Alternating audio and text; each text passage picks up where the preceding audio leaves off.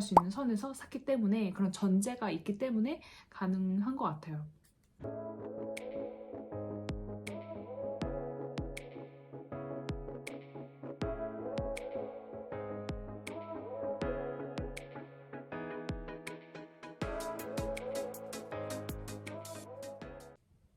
안녕하세요, 지중생활입니다.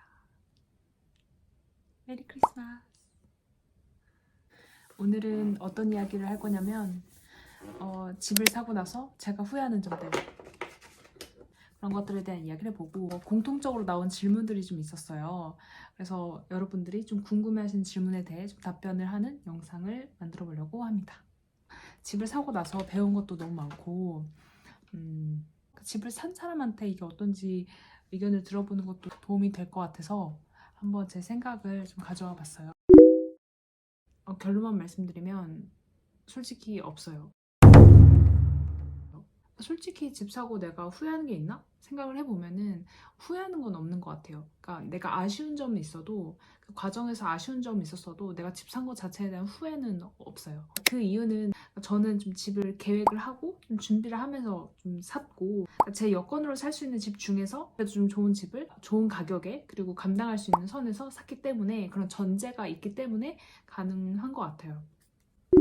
집을 대출로 사면서 매월 나가는 이자도 발생하고 월세 임차인을 맞춰서 제 소득으로 잡히는 거 그런 것들이 있는데 그런 것들은 결국 부수적인 것 같고 나만의 집이 생겼다, 든든한 좀 자산이 생겼다, 나중에 필요하게 되면은 내가 들어가서 살 수도 있고 이 집이 나중에 미래 가치가 올라갔을 때 든든한 자산이 되어주겠다, 그거에 대한 만족감이 훨씬 더 커가지고 이런 부차적인 것들은 별로 크게 저한테 걱정이 되거나 좀 스트레스가 되진 않는 것 같아요. 대출 이자. 저 주변에서 많은 분들이 요즘 금리가 너무 높은데 대출 이자가 너무 많아서 너 파산하는 거 아니냐? 이렇게 고금리에 대출을 받아서 집을 사라는 게 말이 되냐? 많이들 좀 물어보시는데요. 대출을 80% 넘게 받아서 좀 집을 산 경우라서 대출이 실제로 월 한 140만 원 정도 나가고 있어요.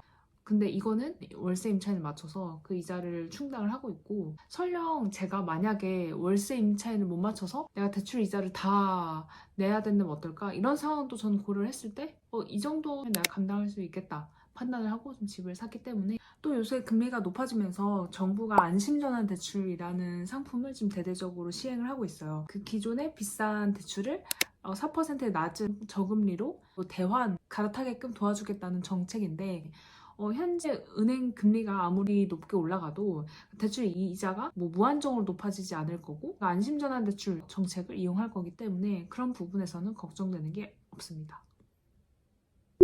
집을 사고 나면은 이제 등기권리증이 오거든요. 등기부 등본에 제 이름이 이렇게 적혀 있어요. 이제 나만의 등기가 생기면서 이제 내가 진짜 좀 집을 샀구나 이런 심리적 만족감이 들고 일단 계약하는 날에는 나 집을 샀어 라는 뭐 기쁨보다는 내가 되게 큰 돈으로 남과 처음 계약을 해보는구나, 내가 이 결정에 책임을 져야겠다, 큰 돈이 왔다 갔다 하는 계약이란 걸 해보고 그 계약을 하기 위해 알아보는 과정들이 되게 약간 정말 어른이 된 기분이었어요. 처음엔 조금 어려워도 좀 저한테도 좀 좋은 경험이 됐다고 생각하고 있습니다. 제가 집을 사고 나서 집을 산 지역의 뉴스나 이런 호재 같은 것들 찾아보게 되더라고요. 거기서 좀 좋은 소식이 들릴 때마다 내가 좀 잘 산 것 같다, 그래도 좀 마음이 좀 한편으로 든든하다 드는 것 같아요. 그리고 무엇보다 일단 한 번의 경험을 해본 거잖아요. 이 경험을 해봤으니까 다음 기회도 좀 차근차근 공부도 더 하면서 준비해서 해볼 수 있겠다는 자신감도 생기고 여러모로 좋은 것 같아요. 집 가격이 폭락하진 않았나요? 일단 제가 산 아파트는 이미 고점 대비 1억 이상 떨어진 상태였어요. 1년 정도 계속 그 가격을 본 시점에서 이 정도 가격이면 충분히 내가 지금 사도 매력적인 가격대겠다라고 생각을 한 그 시점에서 저는 구매를 했고, 실제로 구매를 한 가격도 그 당시에 최저 신고가, 그러니까 새로운 최저가를 찍으면서 거래를 했어요. 그런데 또 그 이후에 그 옆 단지들은 저보다 좀 낮은 하한가가 또 새로 나오더라고요. 처음에는 제가 그걸 보면서 내가 좀만 더 기다렸다면 1, 2천만 원 더 싸게 살 수 있었을 텐데 좀 이런 생각도 들었지만 어차피 저는 이거를 최소 한 5, 6년 가져갈 거고 이 집이 장기적으로 가치가 상승하면 지금 1, 2천만 원 떨어지는 건 뭐 괜찮겠다 좀 생각을 했던 것 같아요. 제가 산 집이 있는 평택은 인구가 계속 증가하고 있고 삼성 일자리 호재, 브레인시티 개발 호재, 긍정적인 투자 신호가 있었기 때문에 또 그 이후로 추가적인 가격 하락이 계속 나오지 않더라고요.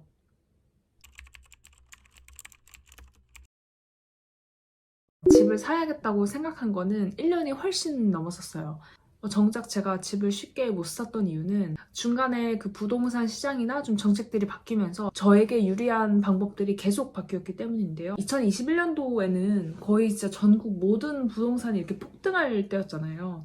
당시에는 그 갭 투자가 되게 유력한 방식이었어요. 그때는 막 급급한 마음에 다짜고짜 몇 군데 지역은 임장도 갔었다가 당시에 기억나는 게 임장을 할 때마다 그 가격이 계속 좀 오르는 거예요. 집을 사고 싶어하는 사람들이 많으니까 그때도 내가 돈이 참 모자르네 좌절했었었고 뭐 했지? 나 왜 돈 없지? 이렇게 좌절하다가 경매라는 거를 좀 우연히 알게 돼서 경매를 하면은 내가 시중 금액보다 더 싸게 물건을 살 수 있겠구나. 경매 책도 읽고 그리고 경매 유료 강의도 들었었어요.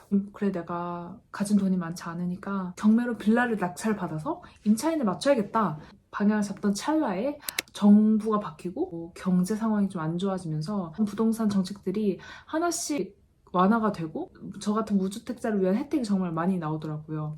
취득세 감면 혜택도 있었고 전입신고 요건도 사라졌었고 그러니까 제가 꼭 그 아파트에 살지 않아도 내가 산 아파트에 무조건 실거주를 하지 않아도 되는 거죠. 그리고 생애 최초 LTV 80% 이것도 당시엔 굉장히 파격적인 거였거든요.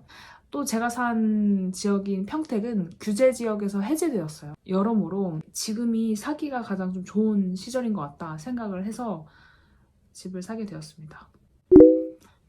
이게 사실 대부분 많은 분들이 고민하실 포인트라고 생각을 하는데요. 저 같은 경우는 좀 투자 목적으로 구매를 했습니다. 집을 살 때 실거주할 집을 사야 되냐, 투자할 집을 사야 되냐에 대한 질문은 저는 이거는 좀 답이 없는 영역이라고 생각을 하는데 저 같은 경우는 좀 당시에 집을 알아볼 때 제가 가진 현금으로는 서울에 실거주를 할 수 있는 집을 살 수가 없었어요. 돈을 모아서 산다 하더라도 당시엔 집값이 너무 비싸기도 했었고 대출을 받는다 하더라도 대출이 물론 그만큼 나오지도 않지만 대출 이자도 두세 배가 많을 텐데 나의 모든 자금이 그 아파트에 묶이는 게 전 좀 마음에 걸렸어요.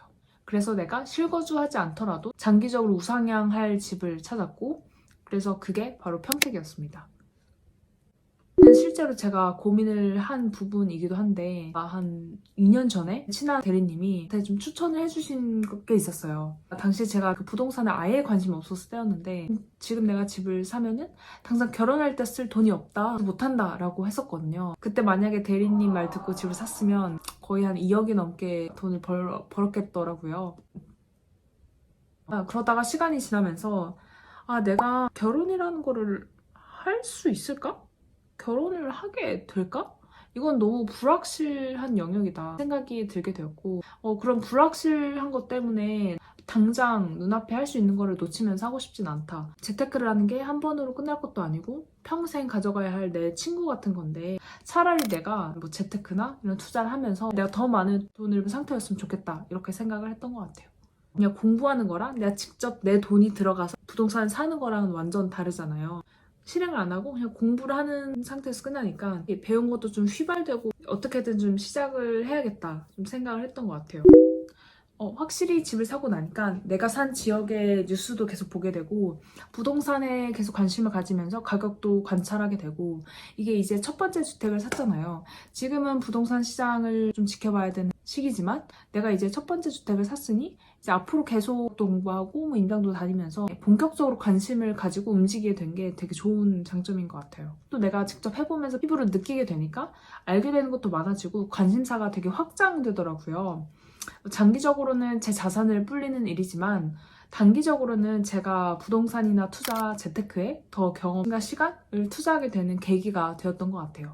여러모로 판단해야 될 요소가 있겠지만 좋은 집을 좋은 가격에 내가 감당할 수 있는 선에서 집을 샀을 때 내가 배우는 그 경험들과 앞으로의 그 재테크에 대한 원동력 이런 면에서는 되게 긍정적이라고 생각을 합니다. 오늘은 집을 사고 제가 느낀 점들 그리고 좀 집을 사려고 준비하는 분들에게 좀 하고 싶은 이야기를 봤는데 어떠셨나요? 궁금하신 것들은 댓글로 말씀해 주시면 제가 아는 선에서 좀 말씀드려 보도록 할게요. 내 집 마련 시리즈는 부동산을 사기까지 공부했던 방법들, 정말 초보자에게 유용한 방법들을 좀 정리해서 공유를 해보려고 합니다. 여러분 따뜻한 크리스마스 보내시고 따뜻한 연말 보내세요. 저희는 이제 새해를 준비를 해볼게요. 시청해주셔서 감사합니다. 감사.